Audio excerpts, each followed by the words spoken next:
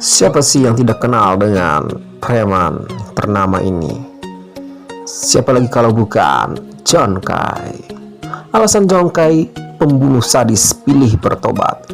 Ini kehidupan dibalik si Godfather of Jakarta.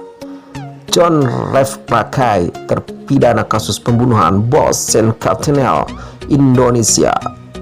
Dan Haritanu kini menceritakan alasannya diri mulai berubah. Tribun News. Tribun News.com, John Refra Kay terpidana kasus pembunuhan bos Sanek Steel Indonesia. Tan Haritanu kini menceritakan alasan dirinya mulai berubah. Sosok yang kerap disapa John Kay, yang dulu dikenal kejam dan tak kenal ampun, telah berubah menjadi sosok yang lebih baik setelah mendekam selama 5 tahun di penjara Nusa Kambangan, Cilacap. John Kay kini telah mengubah tujuan hidupnya untuk menjadi pribadi yang berbeda saat keluar dari penjara. Baru-baru ini John Kay kembali ceritakan kisah masa lalu dan masa kini yang sudah mengalami banyak perubahan sejak mendekam di penjara. Hal tersebut John Kay ceritakan pada acara Kick Andy yang diunggah melalui saluran YouTube Kick Andy Show pada Jumat 12 bulan 4 2019. Pada kesempatan tersebut John Kay menceritakan bagaimana dirinya bisa berubah dari pembunuhan bengis menjadi sosok yang membawa perubahan satu penjara.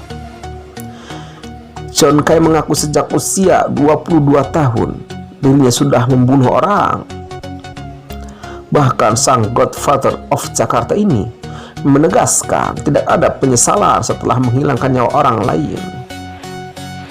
Menurut John Kay, dirinya yang saat itu justru merasa lebih hebat jika sudah berhasil membunuh orang. Namun John Kay menjelaskan jika dirinya tidak akan melukai orang lain jika orang tersebut tidak melukai dirinya.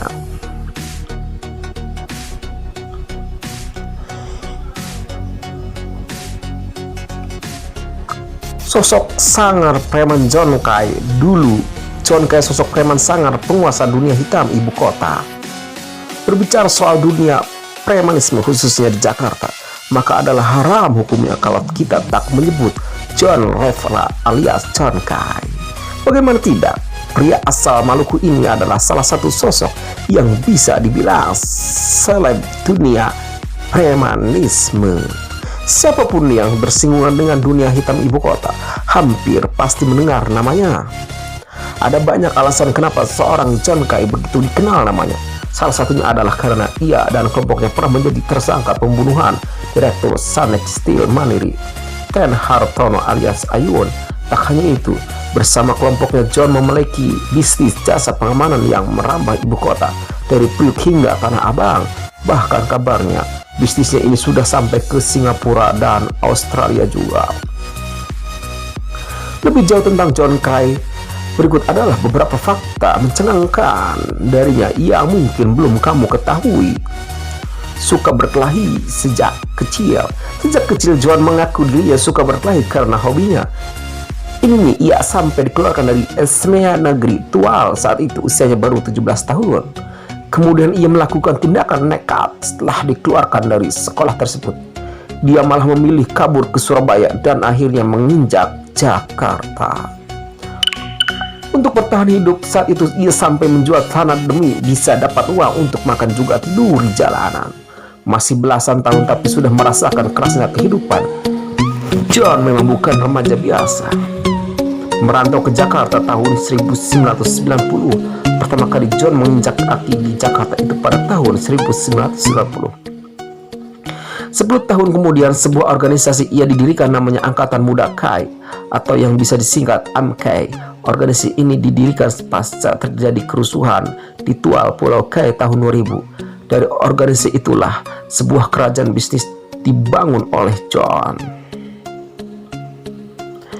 John merintis karirnya sebagai penagih hutang Tapi bukan sembarangan penagih hutang, dia dikenal memiliki banyak pendukung. Jaringannya juga sangat luas, bahkan sampai mencapai tokoh pejabat dan bos-bos besar dunia malam. Jelas bisnisnya ini bukan bisnis yang main-main. Kelompok John Kay dan karirnya sebagai penagih hutang maka makin bersinar ketika Basri Sangaji tewas.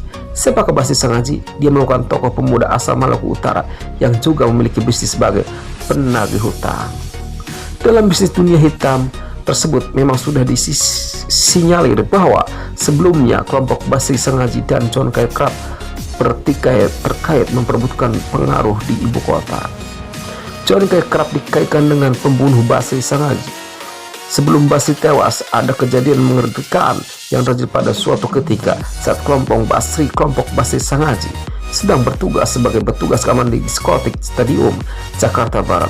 Terjadi sebuah bentrokan hebat yang melibatkan kelompok John Kay dan Basri Sangaji. Akibat konflik tersebut, 2 anak buah Basri Sangaji tewas dan masih ada belasan orang lainnya yang terluka. Kejadian tersebut kemudian dibawa ke meja hijau dan disidangkan di Pengadilan Negeri Jakarta Barat. Proses persidangan sayang tak berjalan mulus. Sebuah nyawa meregang dalam bentrokan yang terjadi selama persidangan.